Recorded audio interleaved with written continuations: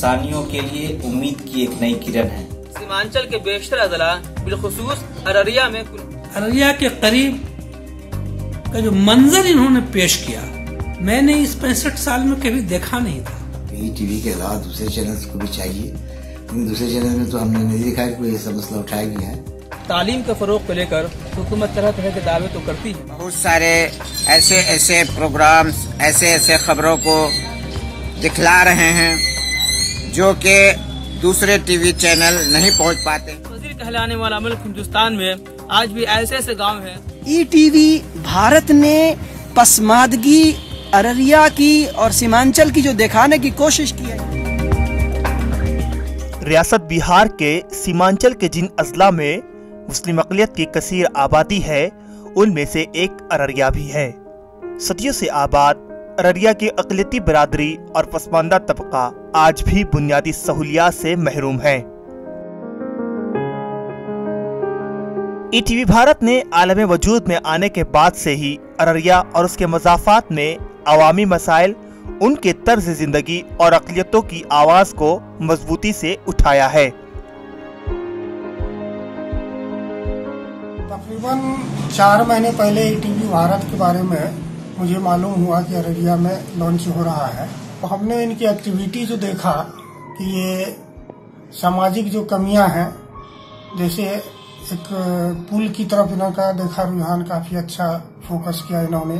फिर educational institution में college भी गए, वहाँ का देखा, और दूसरी सामाजिक कमी जो है उसको उजागर किया है।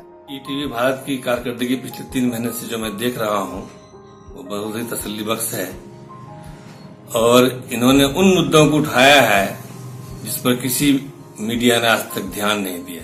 टीवी का वो प्रोग्राम देखा जो झमटा गांव की तस्वीर इन्होंने पेश की, तो मुझे ऐसा लगा कि आज भी ये इलाका कितना कुर्द की जिंदगी गुजार रहा है, कितनी परेशानी में, न रोड है, न नाले हैं, न नदी पर पुल है।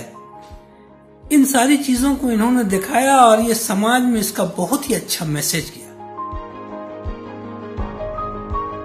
लगभग 30 लाख आबादी वाले अररिया में लोग बेरोजगारी, नाखवानदगी, गरीबी, सेहत, पानी, बिजली, सड़क और सैलाब के मसाइल से दो चार हैं।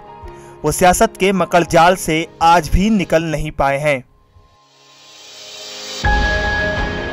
ईटीवी भारत के नुमाइंदे ने चंद ऐसे इलाके का दौरा किया जहां के बच्चों ने अब तक स्कूल का दरवाजा तक नहीं देखा है। देही इलाकों में अस्पताल की अदम दस्तयाबी के बिना पर कई लोग जान गंवा चुके हैं।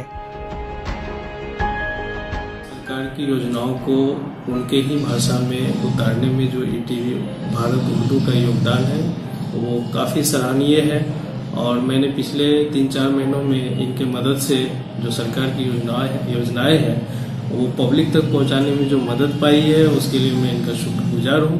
जो छोटे गांव कस्बे के जो न्यूज हैं, जो समस्याएं हैं, जो मामले हैं, ये उजागर करने में कामयाबी के रास्ते पर बढ़ रहा है। उसके लिए मैं ईटीवी बिहार को मैं मुबारकबाद देता हूं। अररिया जिले के और आसपास के इलाके के जन जन की समस्याओं को जो लोगों के बीच में या प्रशासन के बीच में रखा है, आगे भी आप इसी तरह समाज का एक आईना बने रहेंगे और हम सबको भी एक दिशा दिखाने का काम करेंगे। ईटीवी भारत ने मुख्तलिफ हलकों में जाकर अवामी मसाइल और बदहाल इलाकों की तस्वीर सामने लाने की कोशिश की है। अवामी तासुर से अंदाजा हुआ उनमें बहुत से गांव की सूरत हाल और वहां की बदहाली की कहानी लोगों को ईटीवी भारत के जरिए देखने को मिली। किसी भी मुल्क व समाज की तामीर और तरक्की में मीडिया के रोल से इनकार नहीं किया जा सकता।